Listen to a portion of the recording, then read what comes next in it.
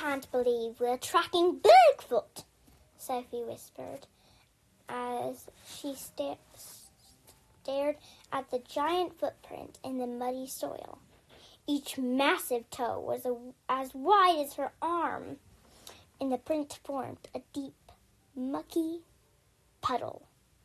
Dex laughed, flashing two perfect dimples as he stood on his tiptoes to examine a scuff in the bark of a nearby tree. Do humans really think there's a giant hairy ape man running around trying to eat them? Sophie turned away, pulling her blonde hair around her face to hide her flushing cheeks. Pretty crazy, right? Almost a year had passed since she'd found out she was an elf and moved to the Lost Cities. But she still slipped sometimes and sounded like a human. She knew Sasquatches were really just green, shaggy creatures with beady eyes and beak-like noses. She'd even worked with them in the pastures at Havenfield, the enormous estate and animal preserve she now called home. But a lifetime of human teaching was difficult to forget, especially with a photographic memory. Thunder cracked overhead, and Sophie jumped. I don't like this place, Dex mumbled, his periwinkle eyes scanning the tree line as he moved closer to Sophie. The damp, heavy air made his light blue tunic stick to his skinny arms, and his gray pants were caked with mud. Let's find this thing and get out of here. Sophie agreed. The murky forest was so dense and wild. It felt like a place time had forgotten. The thick ferns in front of them rustled.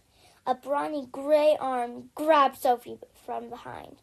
Her feet dangled above the ground, and she got a face full of musky goblin sweat as her bare-chested bodyguard shoved Dex behind him, drew his curved sword from the scabbard at his side, and pointed it at the tall blonde elf in a dark green tunic who stumbled out of the wall of leaves.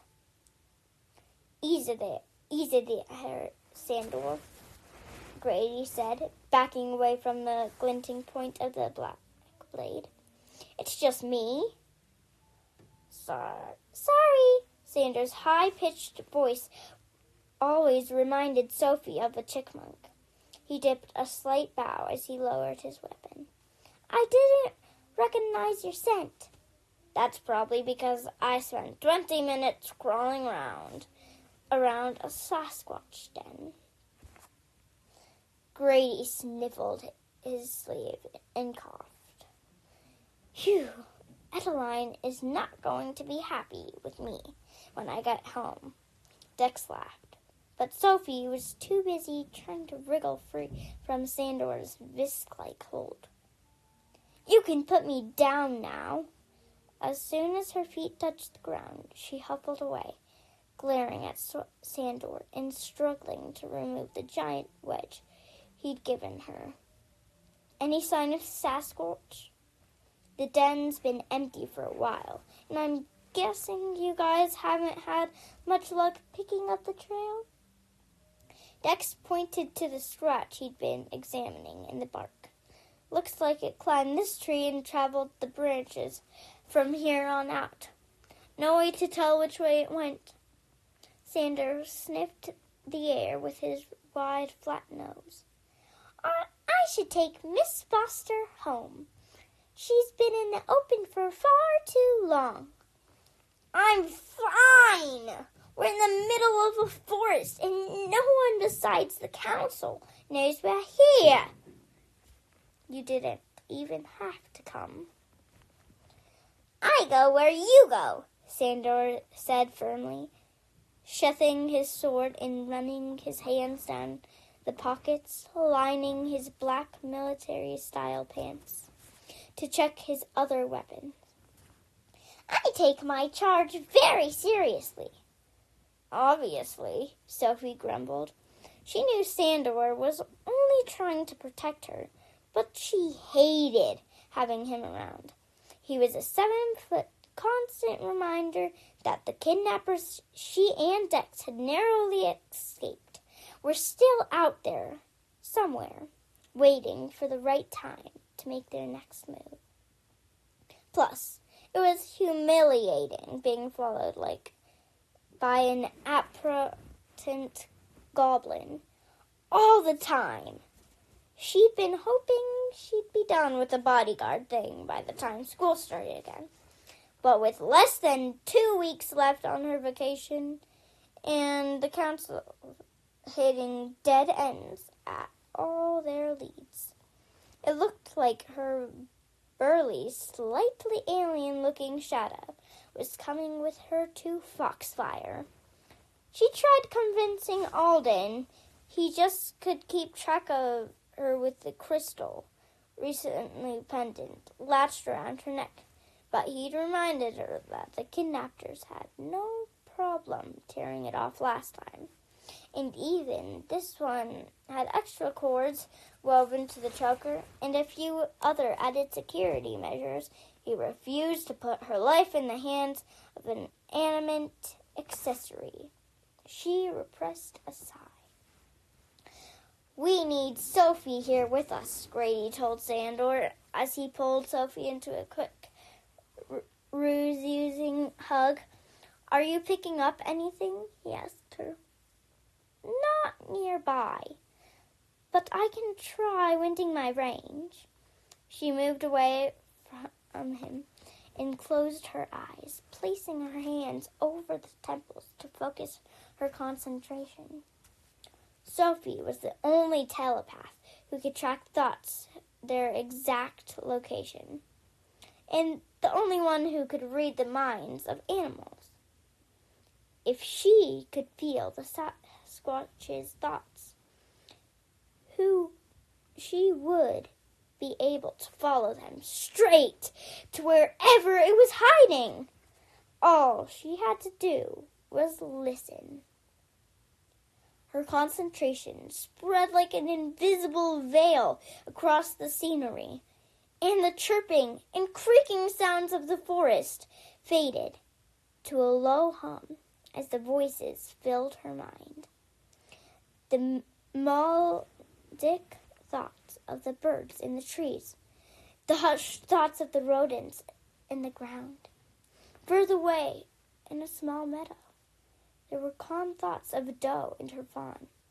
Further still, in the thicker parts of the underbrush, were the stealthy thoughts of a large cougar, stalking its prey, but no trace of heavy, thundering thoughts of a Sasquatch. She pushed her focus toward the snow-capped mountains.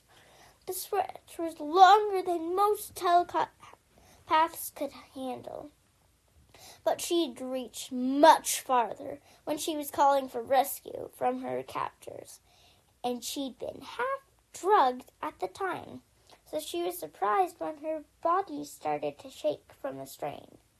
"It's okay, Sophie," Grady told her, squeezing her shoulder.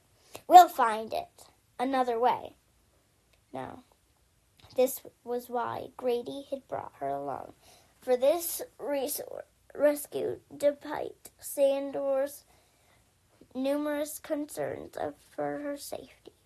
He'd already tried 3 other times to capture the beast and came home empty-handed. He was counting on her. She tugged out a loose eyelash. Her nervous habit, as she pulled her mind as far as she could go, spots of light flashed across her vision, each one paired with a stab of pain that ripped her breath away.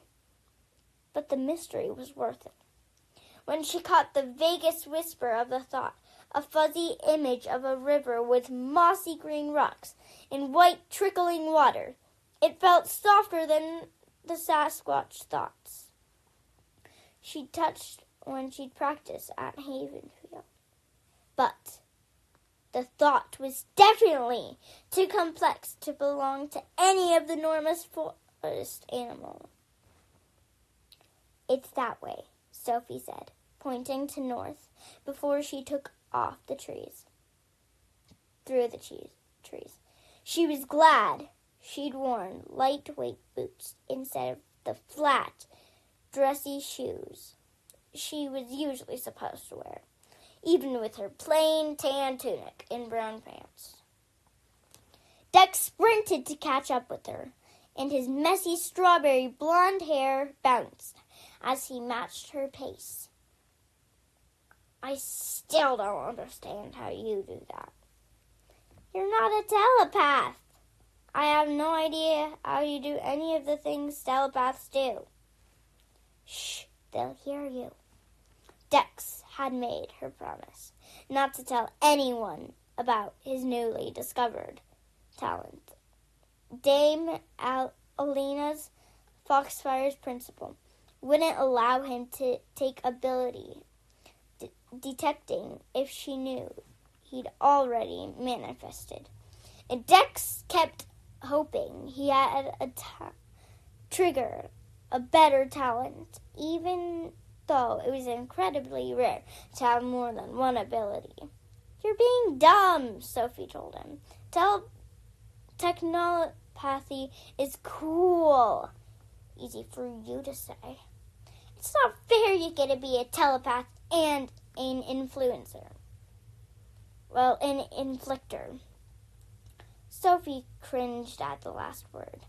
If it were up to her, she'd drop the dangerous ability in a heartbeat. But talents couldn't be switched off once they've been triggered. She checked a lot. Sophie's muscles burned as the ground became steeper and the cold, drizzly air stung her lungs. But it felt good to run.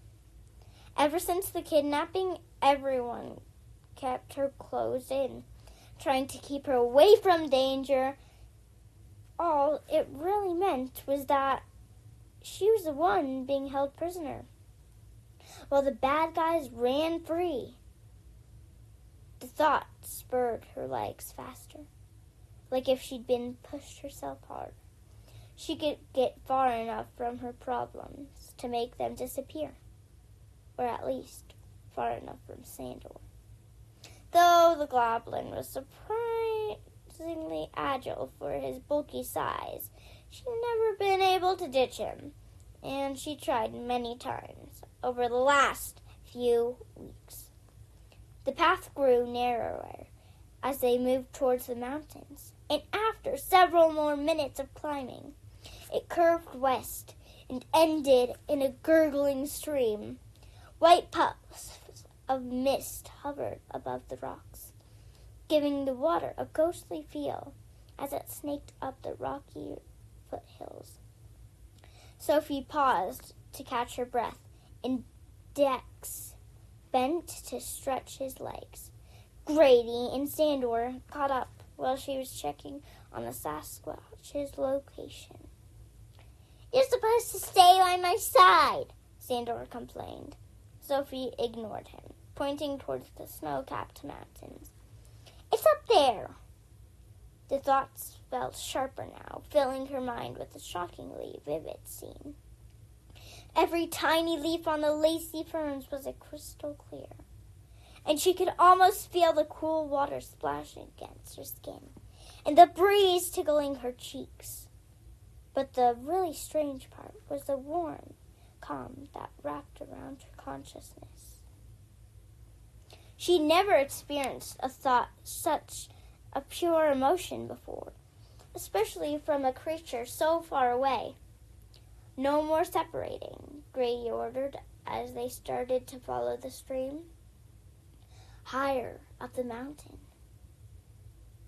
"I'm not familiar with this part of the forest."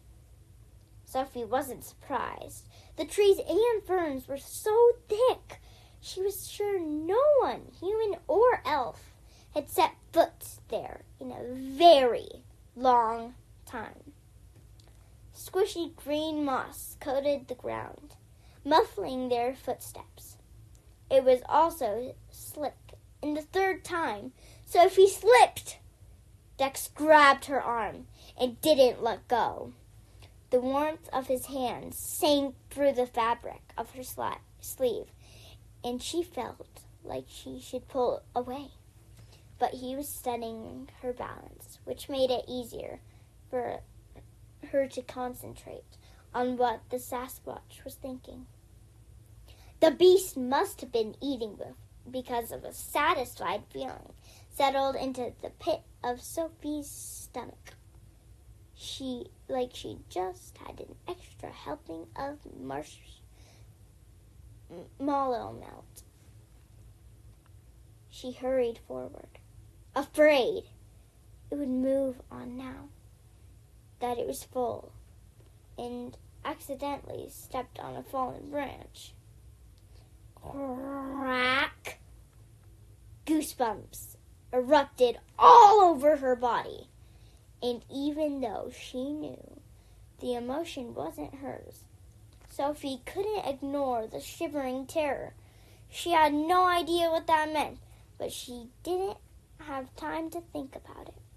From the images flashing through her head, she could tell that the Sasquatch had started to flee. She jerked her arm out of Dex's grip and took off after it. The beast ran so fast, its thoughts turned into a blur. Sophie concentrated on the challenging energy from her core into her legs. But even with extra strength, she could still feel the Sasquatch pulling further ahead. It was going to get away, unless she found a way to boost her speed. A brain push. She hadn't been thrilled when she'd learned that she could perform the incredibly rare telepathy skill. But as she shoved the warm energy humming in the back of her mind into her legs, and felt her muscles surge with a tremendous burst of power, she was suddenly grateful for the strange ways her brain worked. Even if it did make her headache worse, her feet barely touched the ground as she raced over the soggy soil, leaving Dex, Sandor, and Grady far behind. The Sasquatch's thoughts turned clear again. She was catching up. The extra energy didn't last as long as she had expected, though, and as her strength drained, she found herself barely able to stumble forward. "It's okay," she transmitted, desperately shoving the words into the creature's mind. "I'm not going to hurt you." The Sasquatch froze. Its thoughts were a jumbled mix of emotions, and Sophie couldn't make sense out of any of them. But she took advantage of its momentary stillness, railing out the last energy to fumble toward a narrow opening in the thick wall of foliage. She could feel the Sasquatch on the other side of the trees. Waiting for the others would be a safer thing to do, but who knew how much longer the creature would wait around? And the creature felt calm at the moment. Curious. 3 deep breaths spurred her courage. Then Sophie padded into the clearing. Okay, that's the end of Chapter 1, Exile. I'll see you later.